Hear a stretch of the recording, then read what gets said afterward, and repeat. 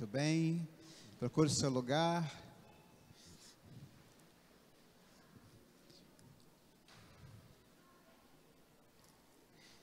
Quero agradecer a sua presença mais uma vez, é muito bom.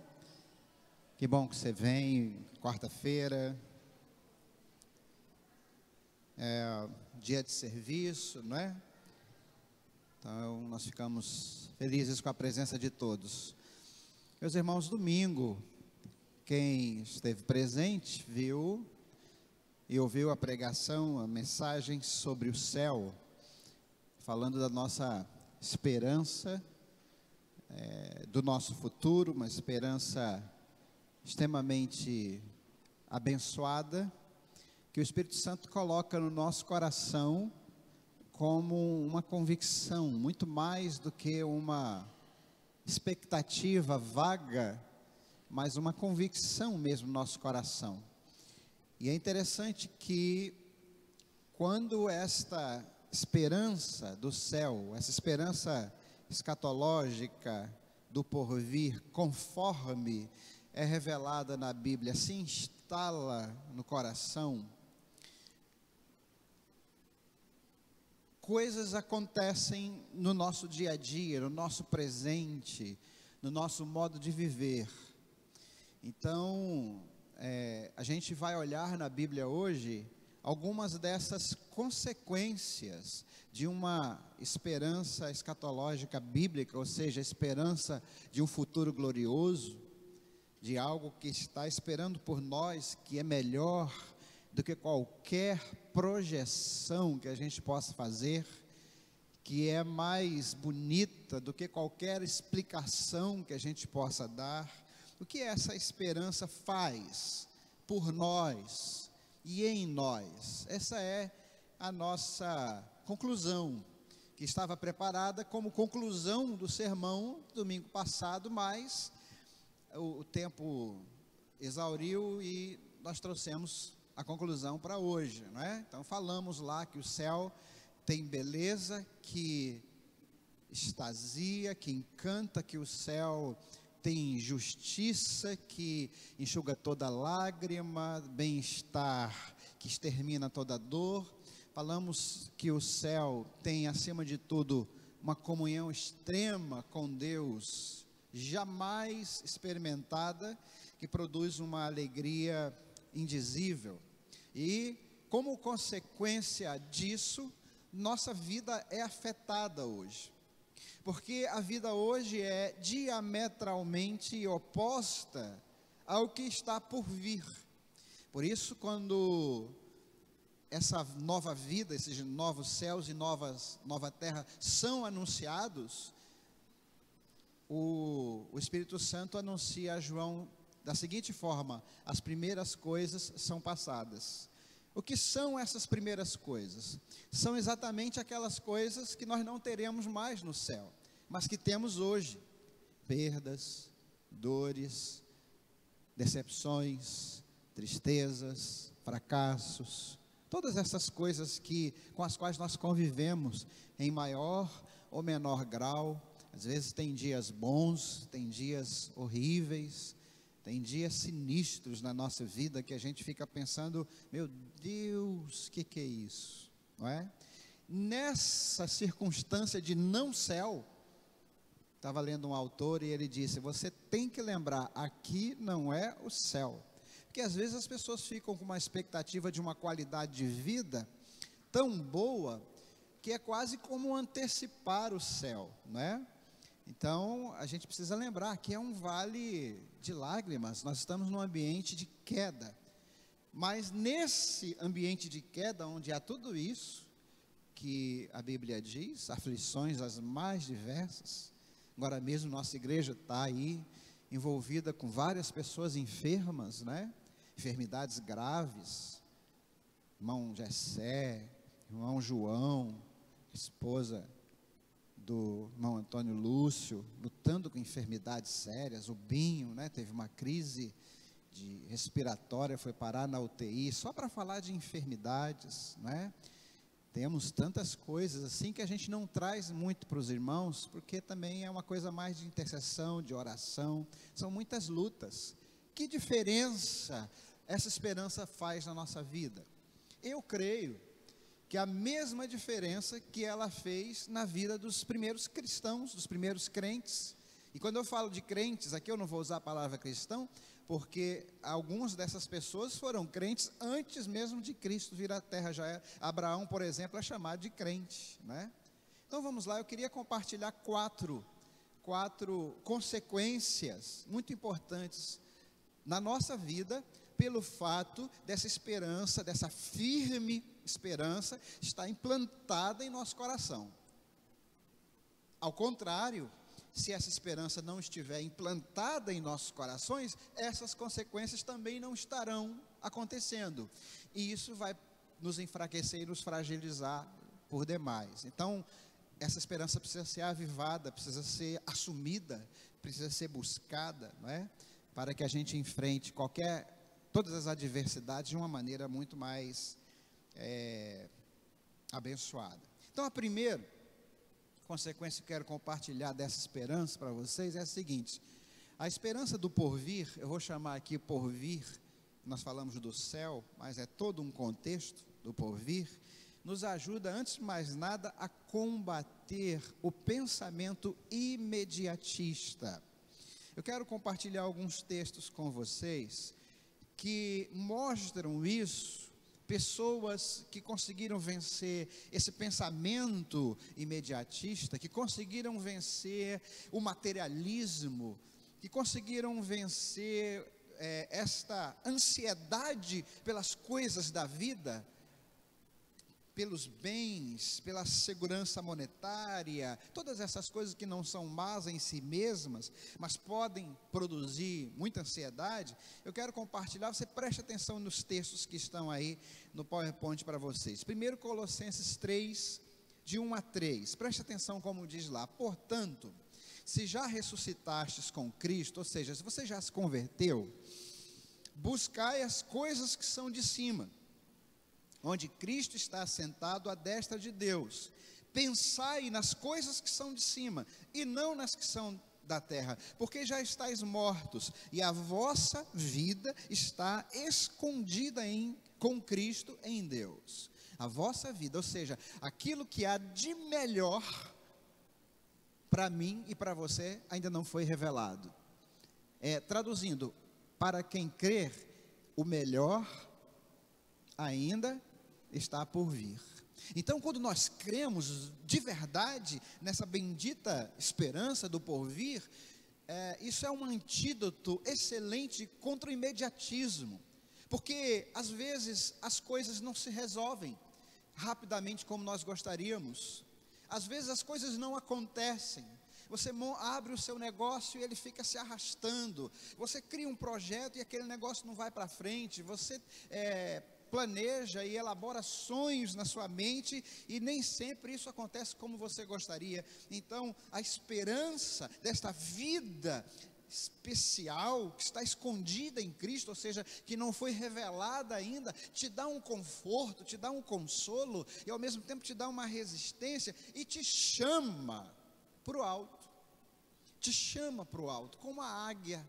Todas as vezes que a águia é atacada por algum predador, ela simplesmente voa para cima. Ela sabe que não há outra ave que possa ir mais alto do que ela. Então ela voa para cima, simplesmente.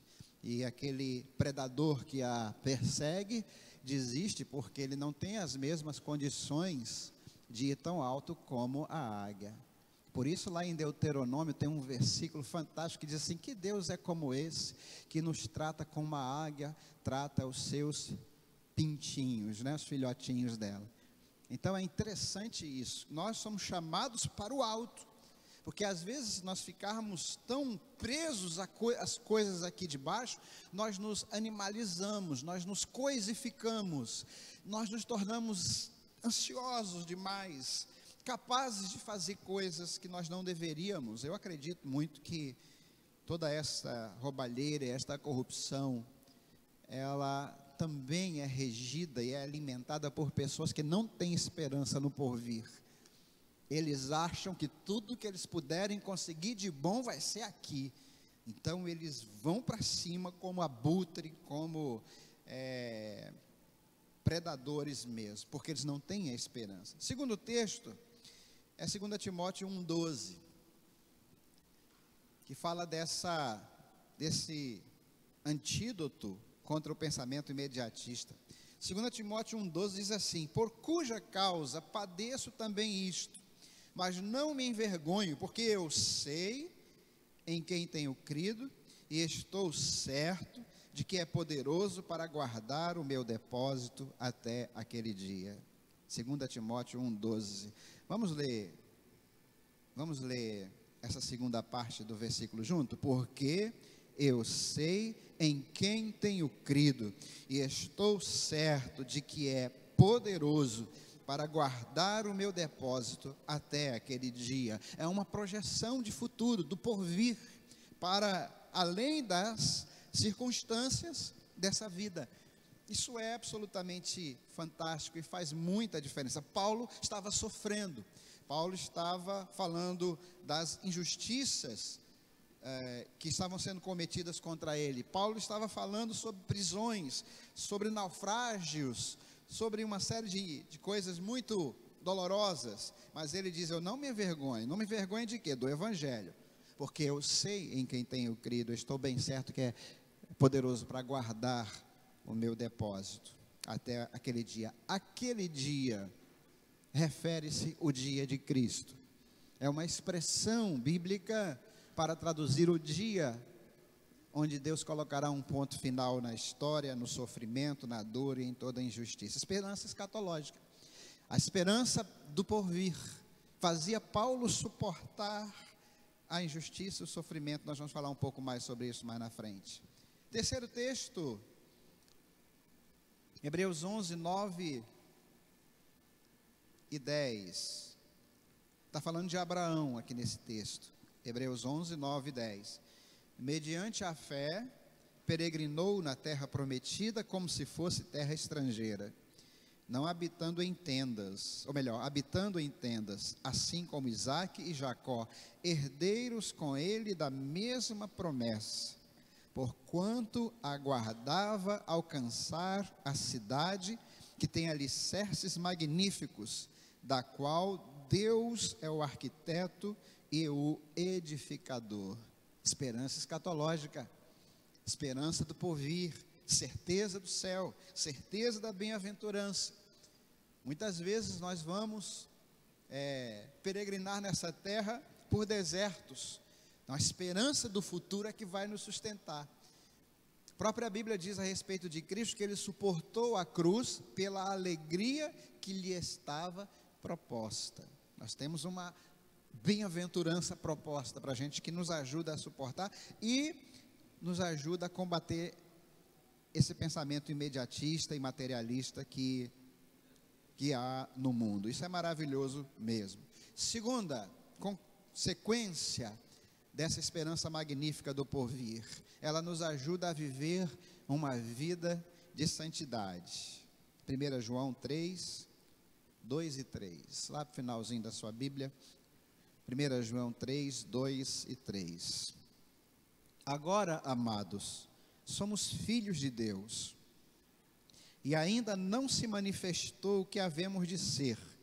Todavia, sabemos que quando Ele se manifestar, Ele aqui está com letra maiúscula, seremos semelhantes a Ele, pois o veremos como Ele é. E todo o que tem nele essa plena confiança, purifica a si mesmo, assim como ele é puro. Interessante isso, né? Expectativa escatológica, esperança de um porvir abençoado, a esperança da bem-aventurança no céu, nos ajuda a procurar viver aqui uma vida digna daquele que nos chamou. E sabe que, historicamente, se você ler a história da igreja, você vai perceber, todas as vezes que a igreja esqueceu a volta de Cristo, toda vez que ela relaxou em relação a isso, a igreja também perdeu em santidade. As pessoas descuidaram de sua vida, as pessoas começaram a andar de qualquer maneira, começaram a se entregar a pecados grotescos, enquanto que historicamente, todas as vezes que a igreja esteve lembrada da esperança escatológica, da volta iminente de Cristo, da sua manifestação iminente, a igreja procurou santificar-se a si mesmo, purificar-se a si mesmo. Crente que sabe para onde vai, não se mete em qualquer coisa não, meus irmãos. Crente que tem certeza para onde Deus o está levando, não se mete em qualquer pecado não, meus irmãos. O diabo tem menos acesso a esse crente, porque ele não só sabe para onde ele vai, mas ele sabe com quem ele está indo. Ele se torna mais forte e mais ousado em dizer não ao inimigo, porque o inimigo apresenta diversas propostas indecentes para o crente, mas o crente diz: eu tenho uma promessa maior. Não foi isso que Satanás fez com o próprio Cristo? O próprio Cristo, ele fez isso no deserto. Se prostrados me adorares, eu te darei todos os reinos da terra. Transforma essas pedras em pães, se tu és o Filho de Deus, e assim por diante. Jesus sabia da proposta e da promessa muito maior que ele tinha, e ele não se deixou seduzir. Isso acontece conosco também. Lembre-se da promessa que está sobre você. Lembre-se para onde o Senhor o está levando. Lembre-se o que o está aguardando mais na frente, e você terá muito mais resistência, muito mais condições de vencer o desejo pelos prazeres transitórios desse mundo. Os prazeres desse mundo são transitórios, os prazeres desse mundo são culposos, e quem tem essa certeza, essa esperança no porvir, está mais apto para dizer não. Sabia que eu estava lendo, na verdade eu estava vendo um vídeo baseado no autor de inteligência emocional, onde um grupo de pessoas era levado para uma espécie de hotel fazenda, muito agradável lugar, e ele começou a fazer diversas dinâmicas com aquelas pessoas que tinham problemas os mais variados. Era como se fosse uma espécie de jogo empresarial, e essas pessoas estavam ali para vencer algumas dificuldades. Um foi lá porque era muito ansioso, outro foi lá porque era muito procrastinador, não conseguia terminar suas tarefas, outro foi lá porque tinha problemas de relacionamento, e assim por diante. Muito interessante. É um vídeo tão antigo que ele foi gravado em VHS, baseado ali nos autores de inteligência emocional, que muitos aqui até já estudaram. E eu lembro assim de muitas coisas interessantes, mas eu lembro de uma, depois que o psicólogo foi dando as orientações para as pessoas, definindo o que é inteligência emocional. Não é um filme cristão, né? Não é um documento cristão, é técnico mesmo. E aí, no final do dia, sim, chegou no quarto, um dos participantes daquele grupo pegou um chocolate, abriu o chocolate, e quando ia morder, e ele parou o seu ato e disse assim: não, inteligência é adiar o prazer por algo melhor amanhã. Então ele fechou o chocolate de novo, e isso é difícil, né, irmãos? Para quem gosta de chocolate é difícil, né?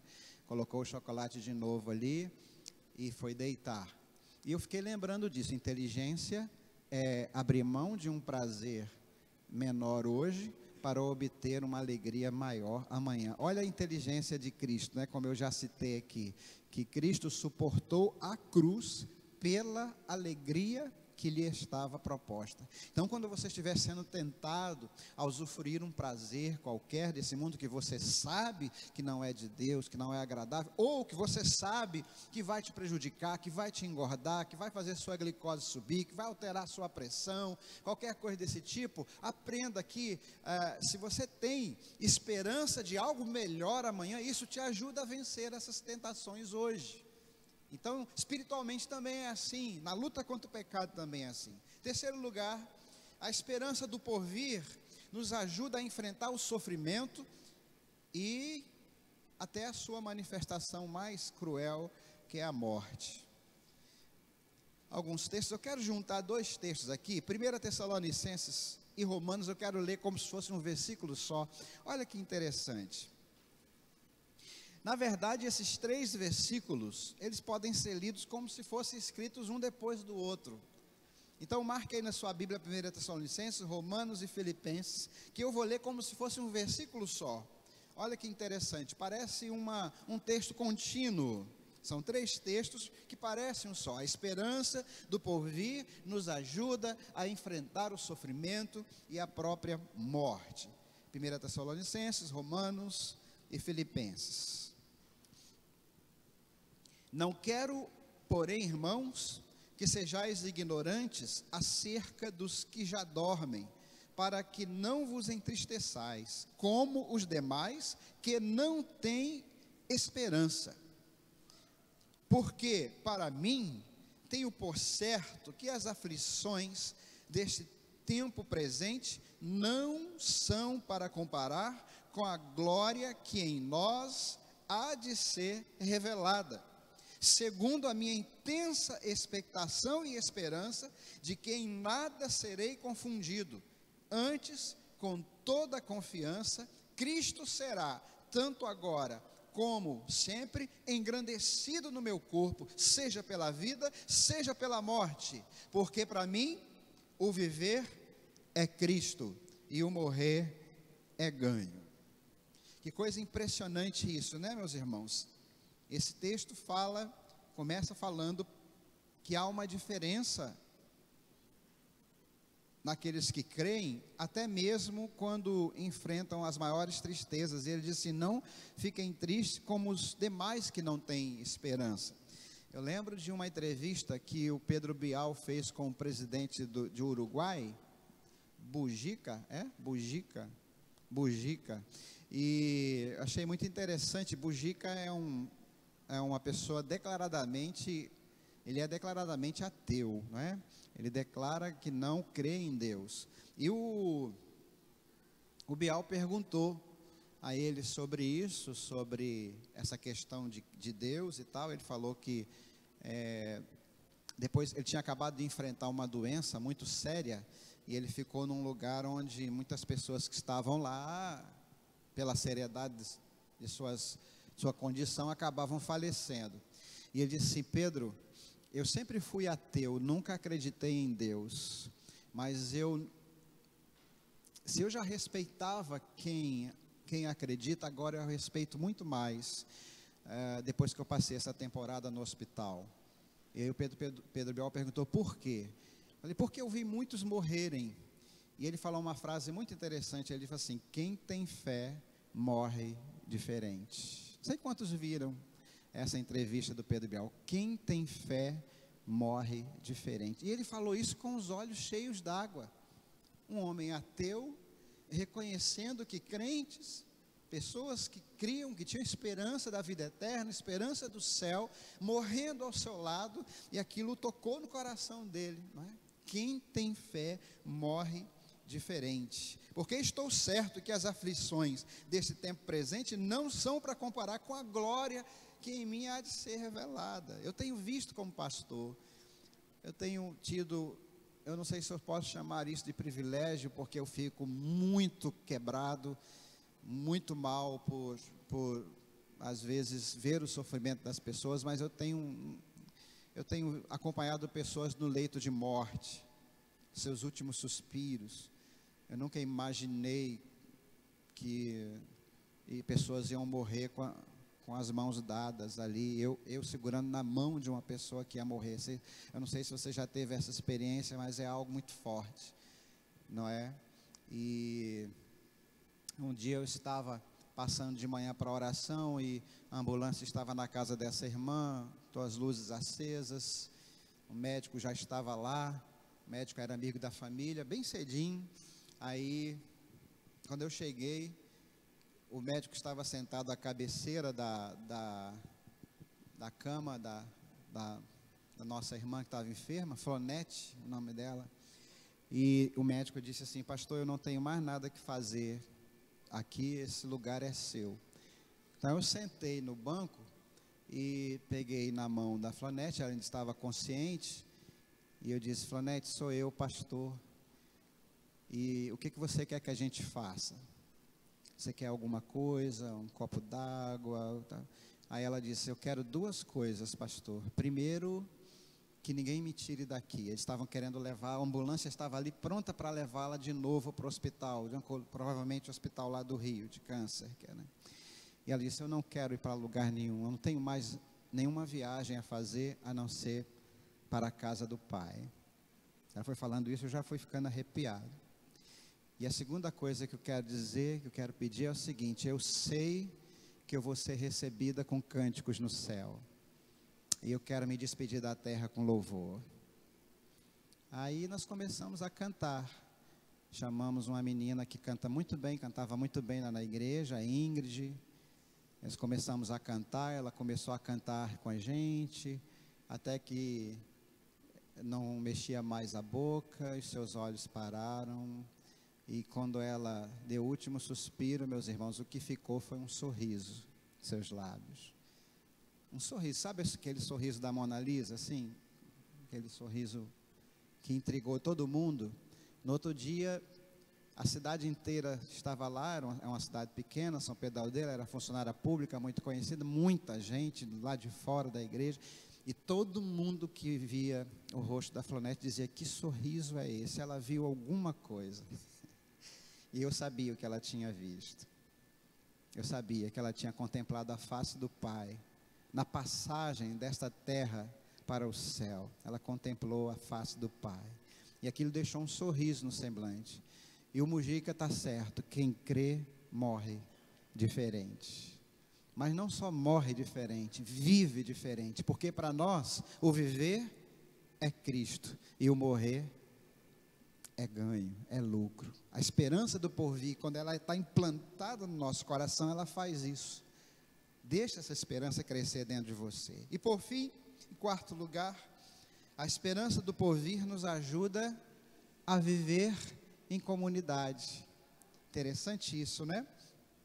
Hebreus capítulo 10, versículo 25. Não abandonando a nossa congregação, como é costume de alguns, antes admoestando-nos uns aos outros, e tanto mais, quanto vedes, que vai se aproximando de novo, o quê?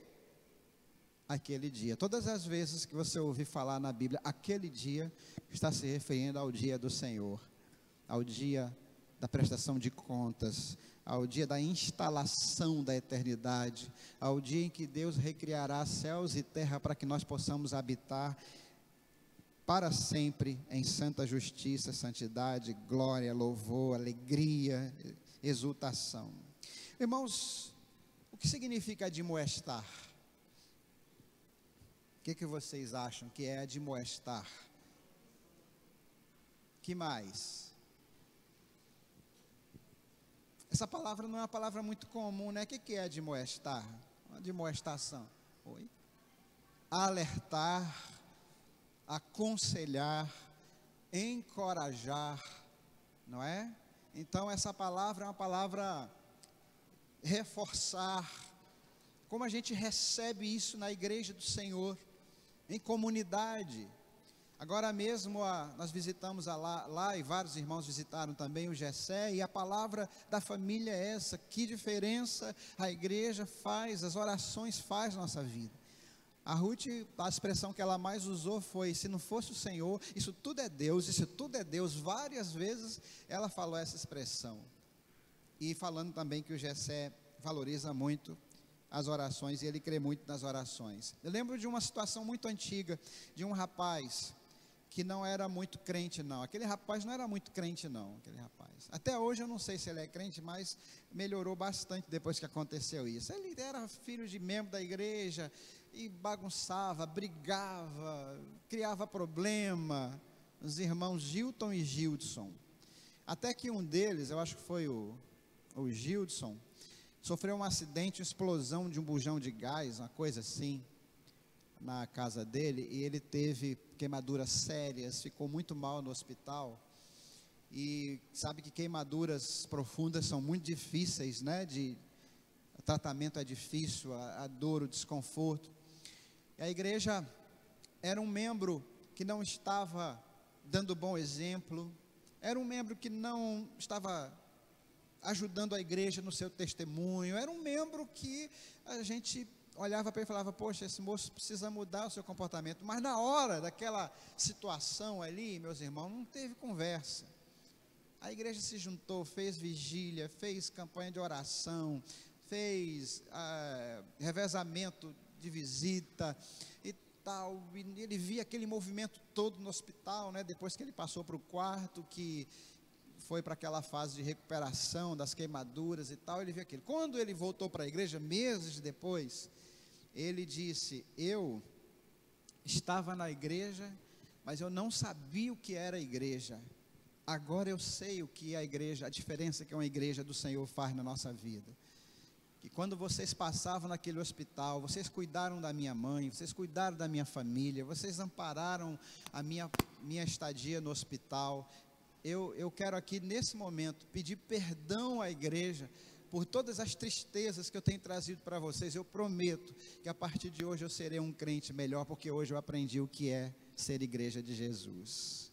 Então, meus irmãos, essa esperança do porvir nos ajuda a viver em comunidade, nos ajuda a suportar o outro, as fraquezas uns dos outros, suportar em todos os sentidos, né? No sentido de suportar mesmo, de aguentar, não é? Aquele irmão pelinha, aquela pessoa que te constrange, aquela pessoa que te oprime, e no sentido de dar suporte, de dar apoio. Isso é esperança do porvir. Você sabe qual é a graça disso?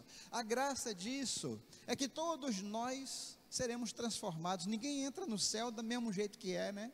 Paulo disse, eis aqui vos digo um mistério, nem todos dormiremos, mas todos seremos transformados. Graças a Deus. Já pensou? Se a gente tivesse nos aturar na eternidade com os defeitos que a gente tem hoje, com as chatices que a gente tem hoje, com os espinhos que a gente tem hoje, com as dificuldades que a gente tem hoje. O Senhor é tão bom, e vai nos preparar para viver eternamente juntos. Mas esse preparo já começou, ele se chama comunidade, vida na igreja. Mas vida mesmo, não deixemos a nossa congregação, como é costume de alguns. Magoou, estou fora. Pisou no meu calo, estou fora. Falou alguma coisa que eu não gostei, estou fora. E ele vai saindo da comunidade, vai ficando isolado, vai ficando fora. Igreja só é igreja na coletividade. Ninguém é igreja sozinho. É muito interessante.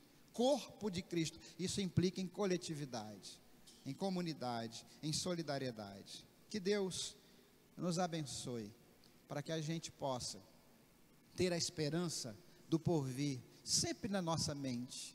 Porque quando as coisas ficam ruins, é a esperança do porvir, é a esperança do céu que segura, a esperança na promessa de Jesus.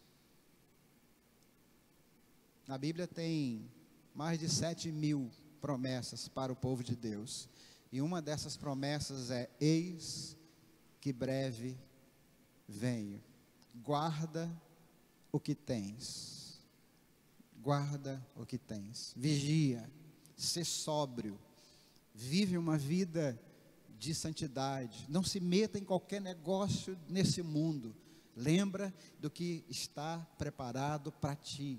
Se você vive uma vida maravilhosa, abençoada, rica, abundante, louve a Deus, mas olhe para tudo isso e fala, não vai ficar pedra sobre pedra, eu não vou me apegar a esse negócio, não vai ficar, vai tudo por água abaixo, vai ser tudo destruído pelo fogo, não vou me apegar a esse negócio. Se você vive uma vida sofrida, uma vida apertada, lembre-se, você vai ser rei na eternidade, você vai reinar com Cristo, você vai andar em ruas de ouro, sabe o símbolo de ouro, né? Significado, coisa pura, coisa boa, coisa cara, coisa magnífica. Então lembrem-se os ricos de não valorizar a sua riqueza, lembre-se os pobres de não se entristecerem por sua pobreza, e lembre-se da esperança bendita do céu, que está reservado para você e para mim. Tem uma música que eu lembro muito, que diz assim, você pode ter a casa repleta de amigos, paredes e bens, como que é? Paredes e pisos cobertos de bens, ou pode até mesmo ser um cara que anda apertado, até mesmo dentro de uma lotação. Sabe o que é lotação? Mas, me ajuda, Tony. Curtindo a si mesmo o fim de semana, ao fazer o que lhe dá na cabeça. Me ajudem. Mas sempre será como folha ao vento. Mas sempre será como folha ao vento. Esperando o momento de cair. Esperando o momento de cair. Essa música é fantástica. Ela fala dessa menos-valia que o mundo tem, meus irmãos, e que na teologia da prosperidade tem sido supervalorizado. Então, se você tem, viva como se não tivesse. Não valorize isso ao extremo, não se apegue a isso. Se você não tem, viva com esperança, com alegria, porque Deus é aquele que tem poder para nos dar alegria no pouco. Paulo falou: aprendi a estar contente em qualquer situação. Sei ter abundância e sei também passar por escassez. Em tudo estou devidamente treinado. Posso todas as coisas naquele que me fortalece. Que Deus nos abençoe. Vamos orar juntos? Fique em pé no seu lugar.